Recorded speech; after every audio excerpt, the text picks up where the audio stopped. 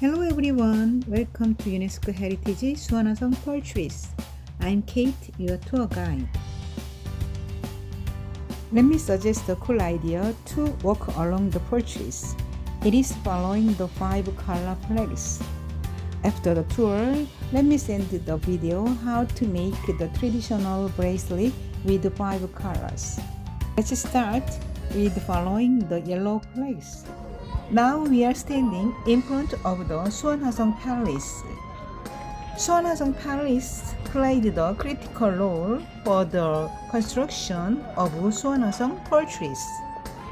Especially during the time of summer season, this palace opens to the public at night. Now we are facing to the main building of the palace. The name is Bongsu-dang. In the year of 1795, there was a big birthday party for King's mother's 60th anniversary. Additionally, the party was also for his late father, who was killed by his grandfather.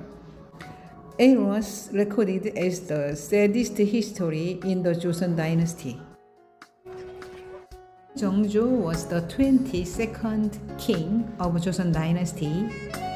He ordered to construct this palace and the fortress to protect the palace and the people living around here. This kind of the king's attitude made him the most popular king out of all the kings of Joseon dynasty. Now, and you can take a look at that. It's in Suwon. This is Hwaseong Forest, and they have a beautiful view here, a night view. So you can come here.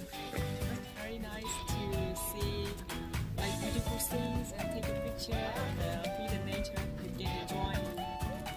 I'm here at the Hwaseong Fortress in Suwon City. As you can see, the night view is very beautiful. You can enjoy the springtime in Suwon. 안녕하세요. This place is really amazing. I will surely bring my friends and family here next time. Sunhasan is one of the most historical places that must be visited by all of the foreigners while you are staying here or traveling here to enjoy the holidays.